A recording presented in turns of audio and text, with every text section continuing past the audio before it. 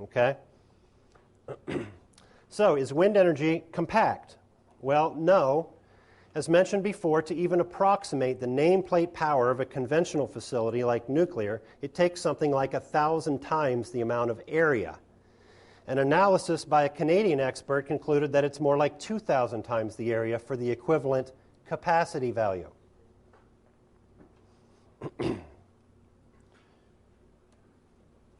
Wind boosters have offered the idea that to connect multiple wind projects spread over vast areas of land, often several states. This amounts to massive redundancy, which completely undermines the objective to be a concentrated power source. Their proposal is to overbuild the infrastructure to make up for low capacity value, and when that inevitably fails, build even more.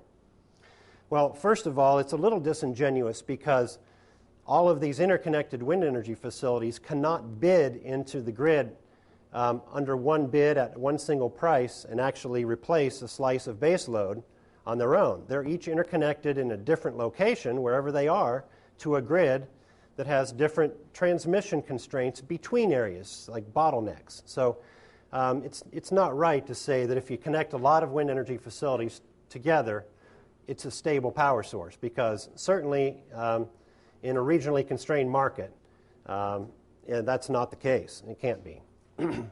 So anyway, this redundancy is sort of like buying 10 cheap cars, figuring that one of them will work when you need it. Not only would that be a huge pain to work with, but it would cost you much more money than buying one quality car. In this slide, you may not be able to see the footprint of a fission power reactor on the left. It's the small blue square here, overlaid over the state of Rhode Island. Now, for a solar energy facility, you'd have virtually dedicated land use of this area. For a wind energy facility, just based on energy alone, would take up this area. Now, granted, wind energy facilities are not a dedicated land use. We all know that you can till, you can grow crops, you can pasture animals right up underneath these things all over. So that is not a competing land use with wind. But many other potential and existing land uses, both human and wild, can be and are in fact devalued, damaged, and degraded within the footprint of a wind energy facility.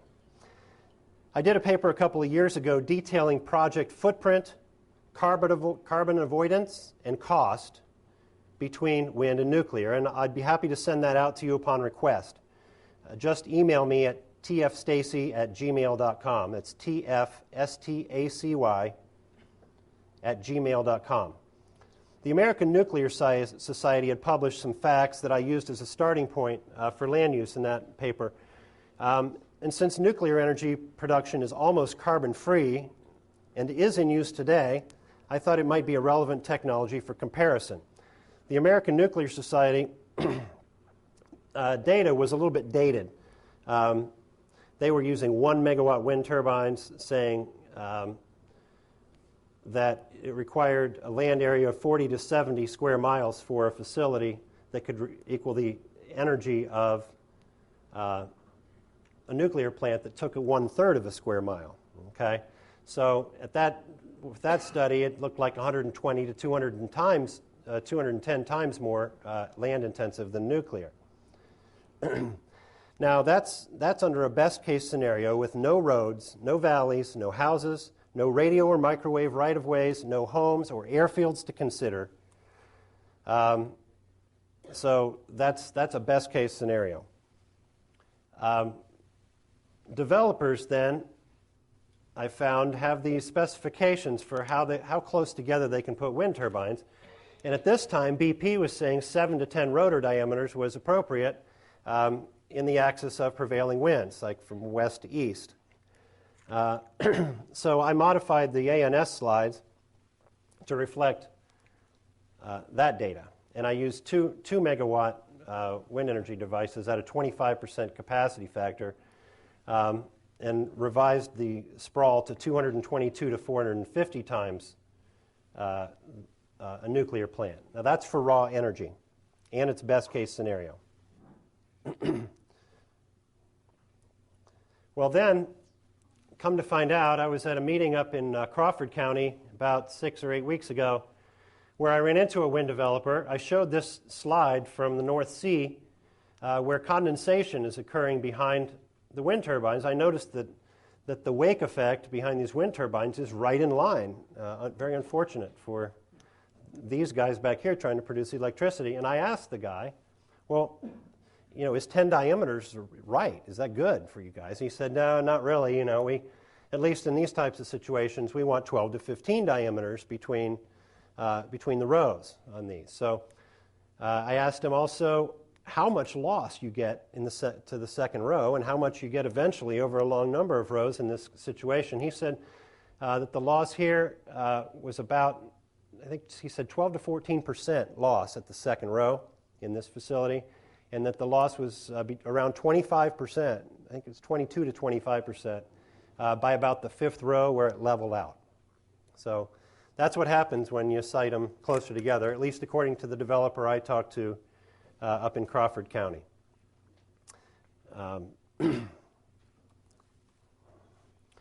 So another liability of wind power is that most of the windiest sites and available land are a long way from where electricity is needed.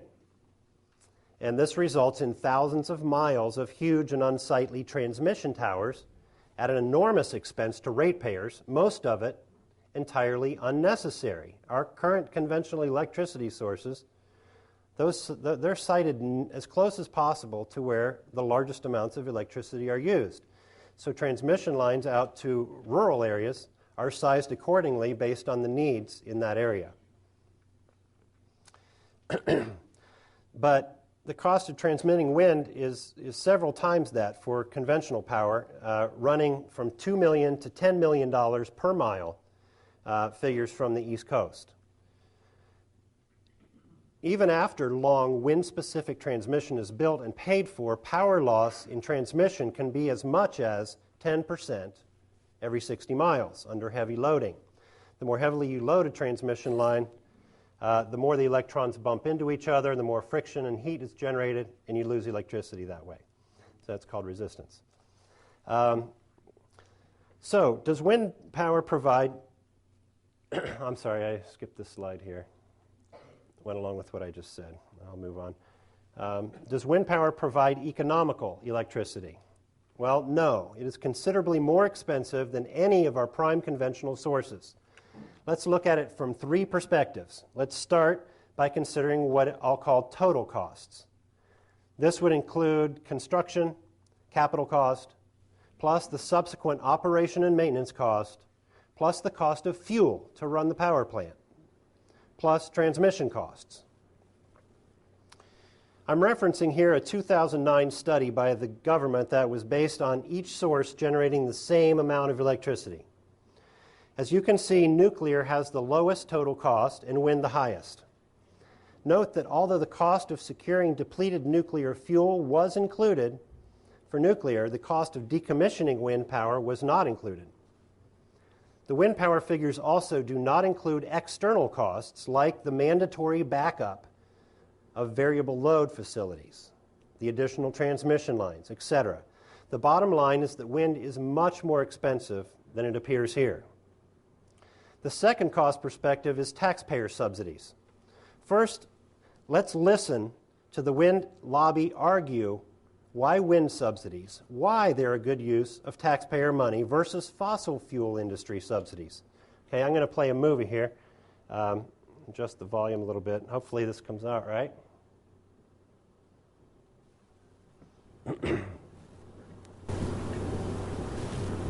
Where our competitors in the fossil fuel industry have had tax, and they have had, where our competitors in the fossil fuel industry have had tax and they have had support for over 90 years.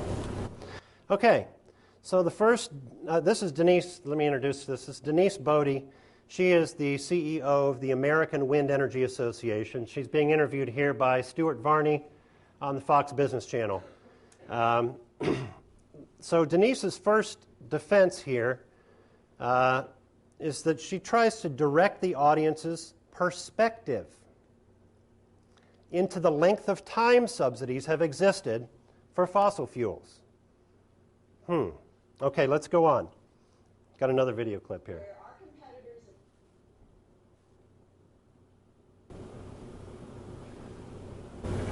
And we only have one tax provision. We only have one tax provision.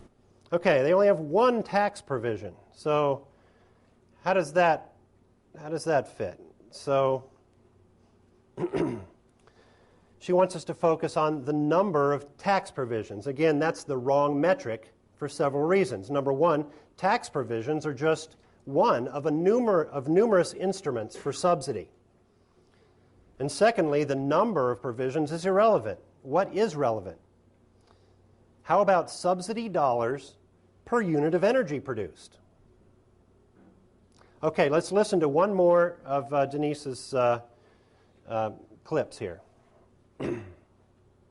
Sir, we have one tax credit that's allowed to expire year after year, and we're competing with a fossil fuel industry that has had subsidies for 80 years. And when you think about the nuclear industry, what they had to do to add nuclear power onto the grid was basically have full insurance for nuclear power that still is in existence since the 1950s by the federal government, and ratepayers and utilities paid to upgrade the entire grid, all their substations, everything, and they have the tax benefits that continue. Again, permanent tax benefits for the nuclear industry.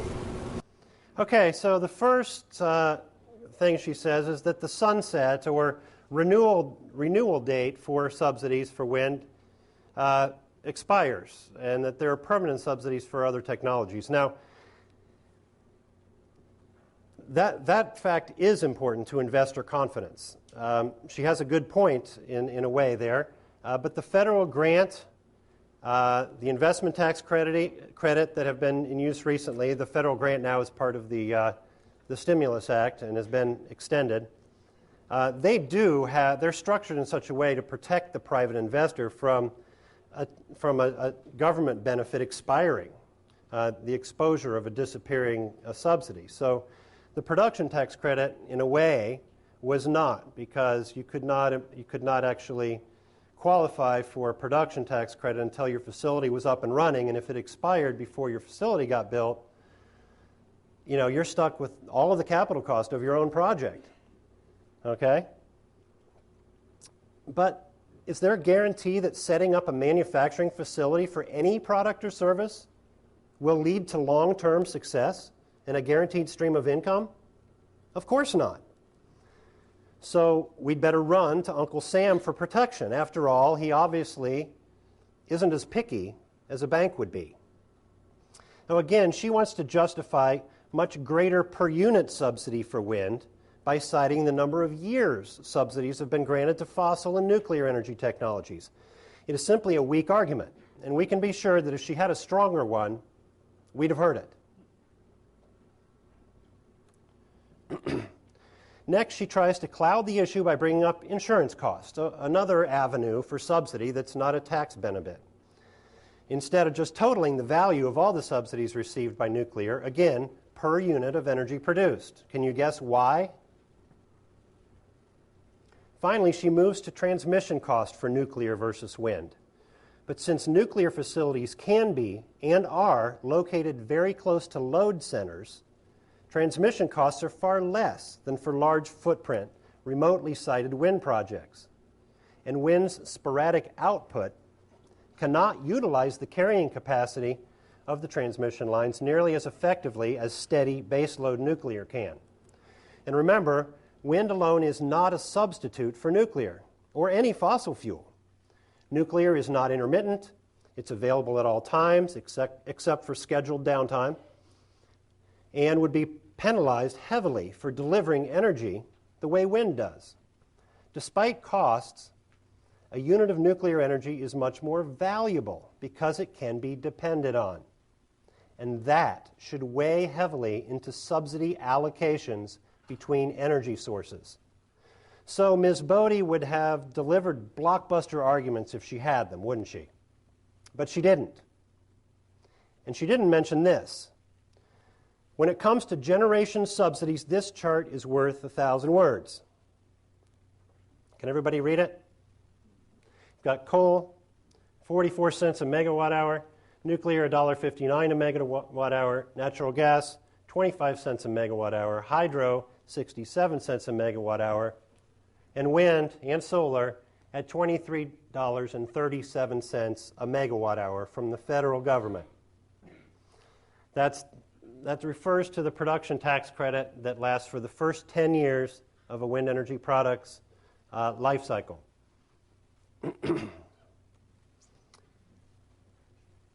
Recently, the Obama administration exchanged internal memos indicative of the subsidy versus private investment ratios. And quoting from this memo, which refers to the Shepherd Flats project in much windier Oregon, the government would provide a significant subsidy greater than 65%, while the sponsor would provide little skin in the game, equity of about 10%. Is it possible that the administration is catching on?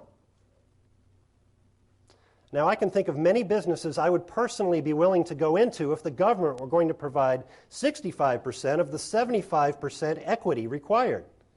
Put another way, that's about 87% of the capital from taxpayers and 13% from business owners, the rest coming from loans. Yet the business owner of a wind project retains 100% of the equity. We don't get any shares of stock for paying, for more than 3/4 of the capital costs in this project. Unbelievable. To get a more complete picture of this situation, we also have to look at the state incentives, which are in addition to the federal ones. The website desireusa.com is a good resource for this information. That's spelled DSIREUSA.com. So, do your state and elected representatives make a difference here in Michigan?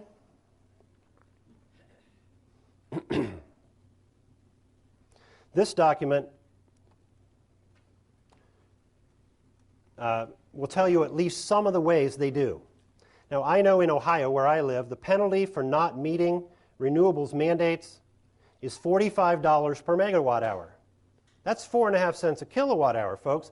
1.5 times again as much as the federal subsidies shown on the previous bar graph. For perspective, we pay about 9.5 cents a kilowatt hour retail. And we're talking wholesale level subsidies here.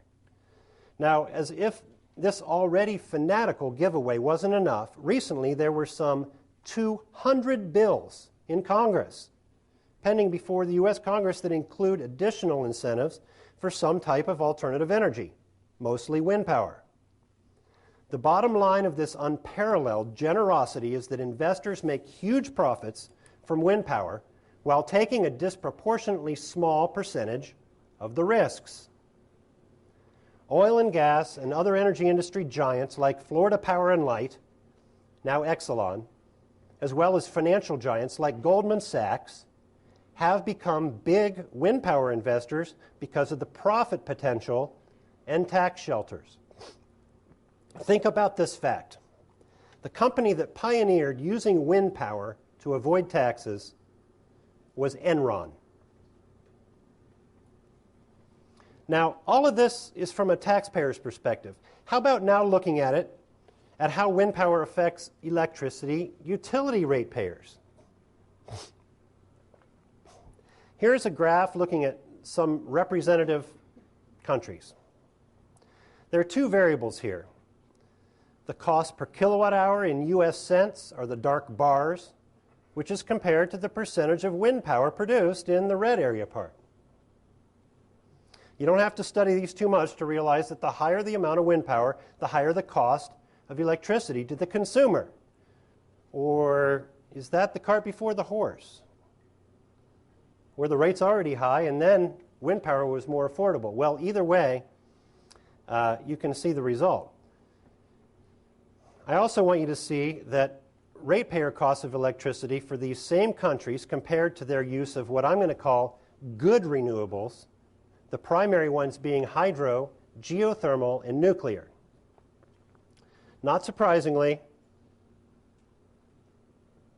it's again an almost perfect correlation, this time in the opposite direction. The more good renewables used, the green part, am I on the wrong slide here?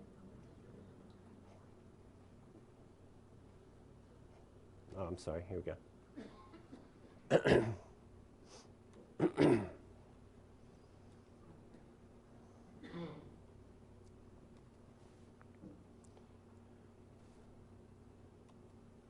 Not surprisingly, it's a perfect correlation, this time in the opposite direction. The more good renewables used, the green part, the lower the cost to consumers.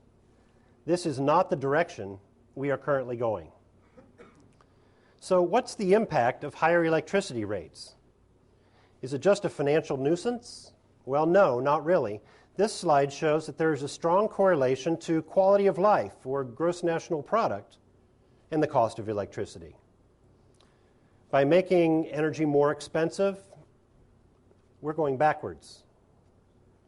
So just remember that the next time you hear that wind power is providing us with economical energy, make sure that the promoter is addressing all three of these areas: taxpayer cost and ratepayer cost, making up total cost.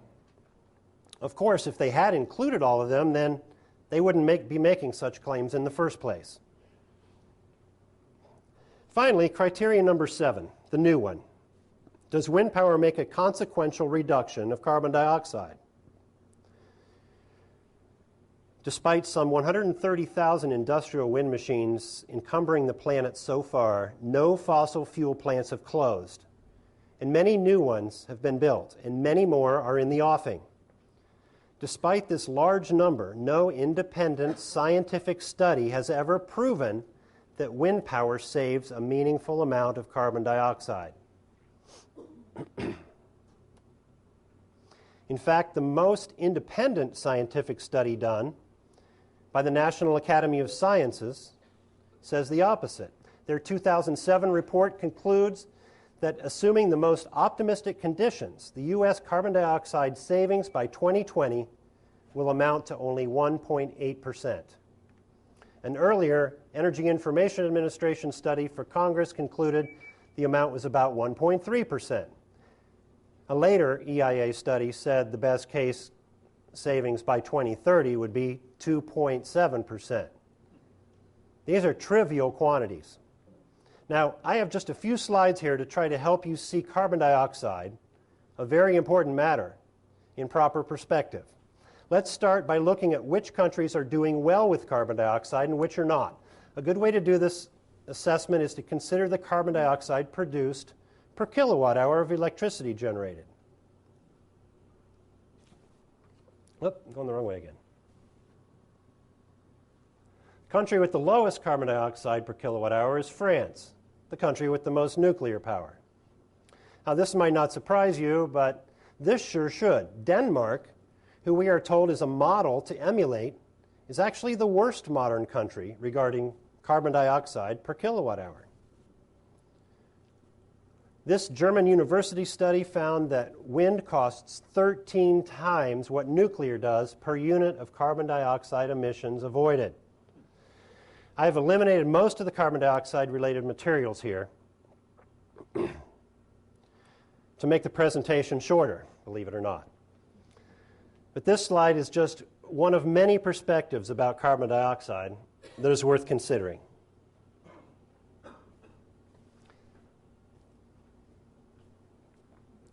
Let's say we collect all the air in the atmosphere into one large cylinder and make it a mile high. Just how much of it are we talking about changing for the several trillion dollars that we and other countries are planning on spending? A quarter of an inch of that mile-high amount.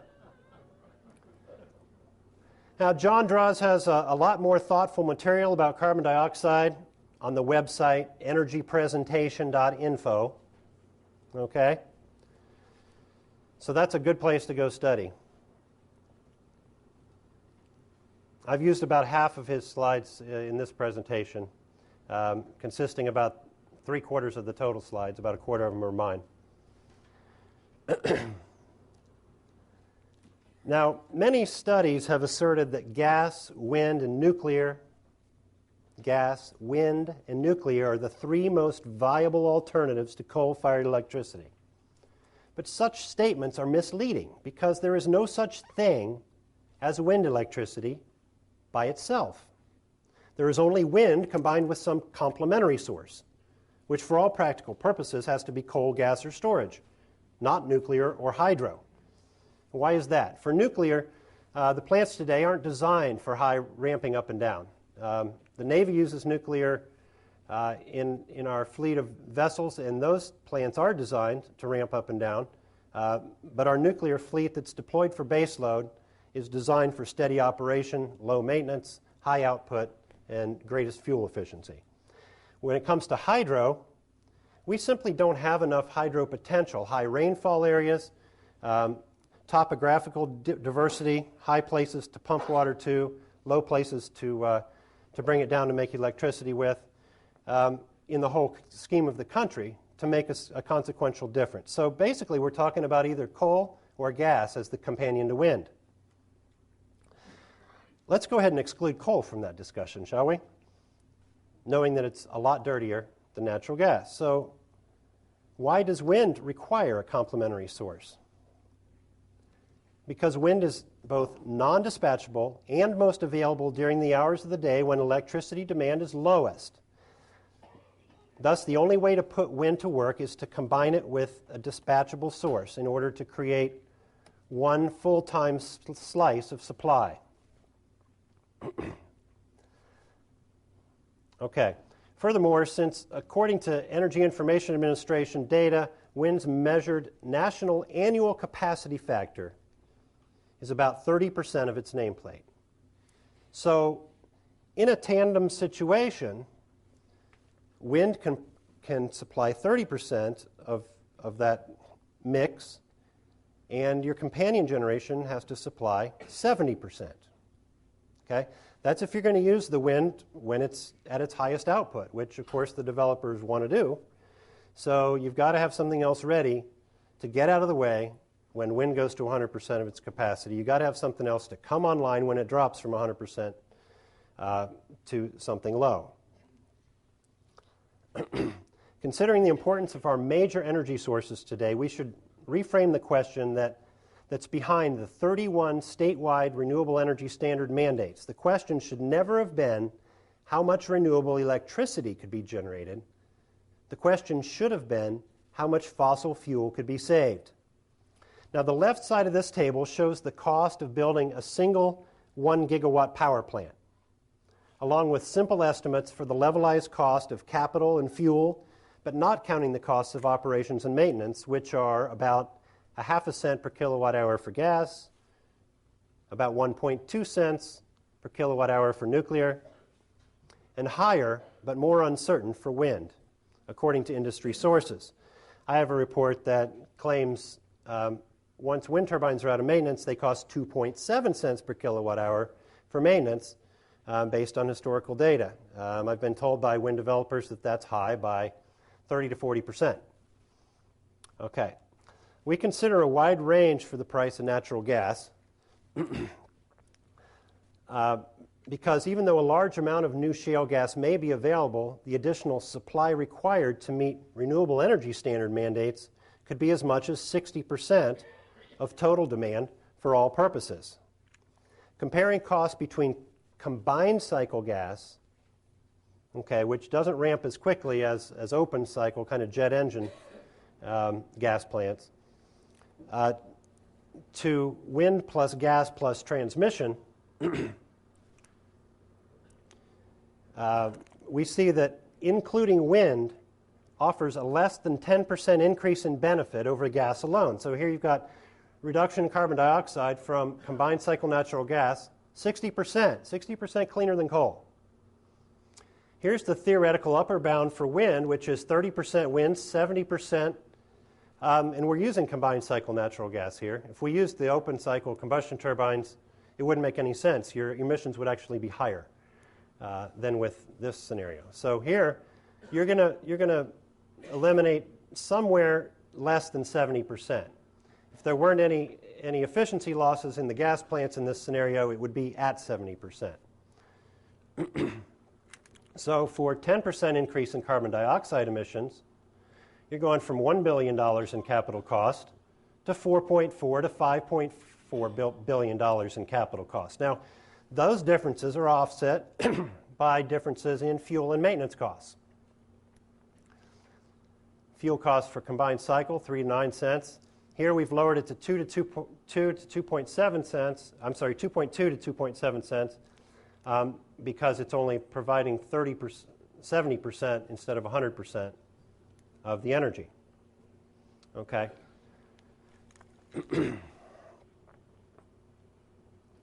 So I'm going to stop going through this slide at this point. I know the writing on it is small and it's hard to follow, but if you want to look at it later and ask questions, we can do that in the question and answer session at the end of the day.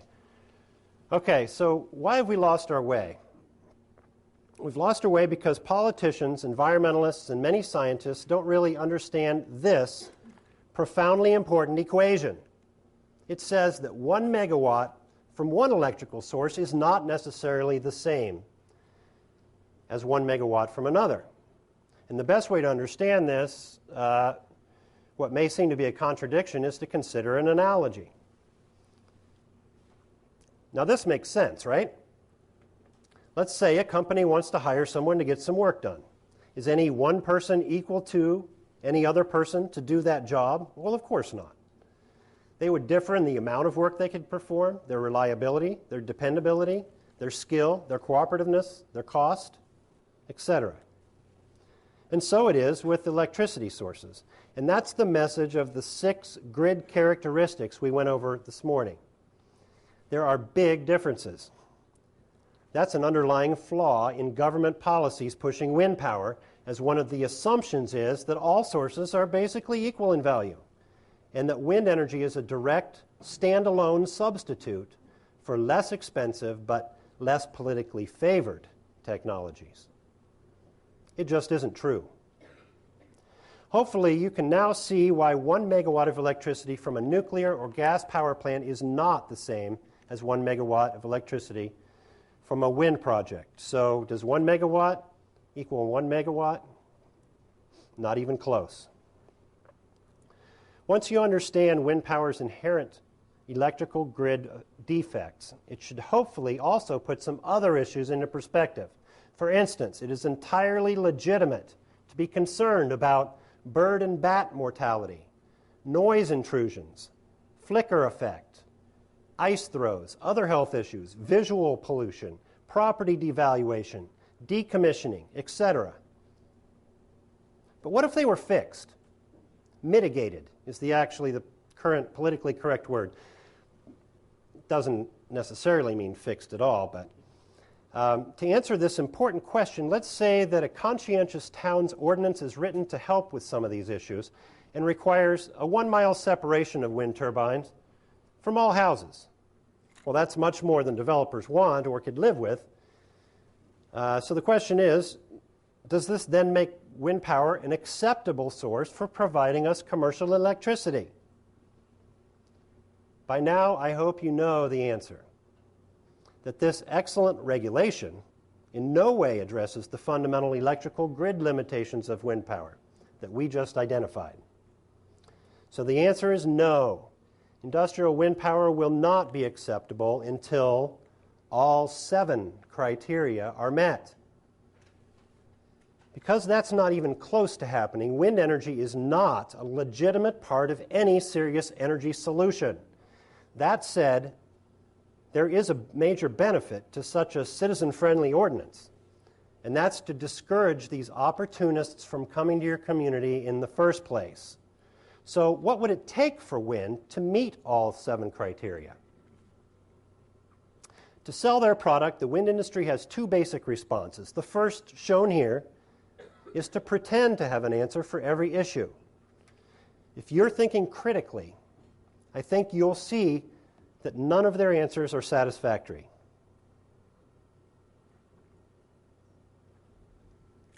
So why are we going along with this? The unfortunate tactic that 30-plus state governments, including Michigan and Ohio, are using is to force utility companies to use wind power, whether they like it or not. Now, if they liked it, the law wouldn't be needed, would it? The second strategy wind proponents typically try on us is to rationalize away these many serious shortcomings, saying that these things will get worked out mañana. Well, the answer to that is fine, but wind power is not acceptable until they are all worked out. Come back mañana. Unfortunately, what is happening here is that our politicians are trying to pound a square peg into a round hole. As if our state-level situation weren't bad enough, soon we will hear from Lindsey Graham, Joe Lieberman, John Kerry, and Alaskan Senator, I don't have his name, the new guy, calling for a national renewable energy mandate. Folks, this must not be allowed to pass. You might as well start visiting, calling, and writing your senators and representatives now, because this is coming. Okay, what are the easiest things to tell them? First, there's no such thing as wind energy alone, so it can't replace dependable capacity without being entangled with something else. And what's that something else? More fossil fuels. The next message is that taxpayers and ratepayers want the most reliable and least costing energy sources available. Mandates and subsidies erode competition. When that happens, ratepayers lose. Third, tell them your state wants to make its own energy rules, and in fact already has. How dare the feds impose a one-size-fits-all energy mandate on Michigan, who's already using over 21% nuclear, 8% natural gas, and at least some hydro. And finally, tell them electricity won't reduce our oil consumption. We're already electrically energy independent here. Okay, to wrap it up and getting back to the local challenge, the front men for these project developers are slick salespeople who are very carefully selected and trained glad-handers. They have one and only one objective: to lure financially strapped towns and landowners into making as many concessions as they can possibly get. You can be absolutely sure of one thing: they're not here to make friends.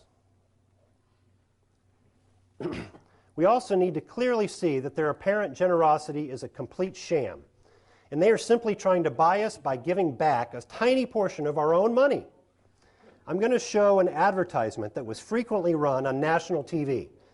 Now that you're more alerted to the marketing tactics being used against you, see how many of those you can pick out that are used in this ad. You have to think, though. The fact is that the entire ad is either false or deceptive, and we can talk about that later if you'd like. The solution to our climate crisis seems simple. Repower America with wind and solar. End our dependence on foreign oil. A stronger economy. So why are we still stuck with dirty and expensive energy? Because big oil spends hundreds of millions of dollars to block clean energy. Lobbyists, ads, even scandals, all to increase their profits while America suffers. Breaking big oil's lock on our government? Now that's change. We're the American people, and we approve this message. Okay. Well,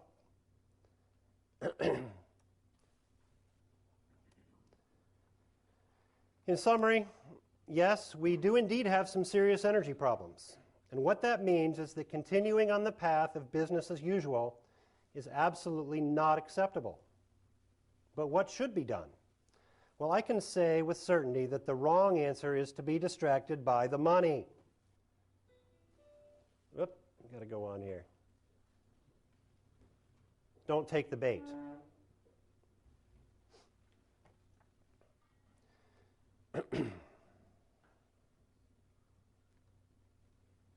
So I thank you for your time and attention, and I'm available for questions.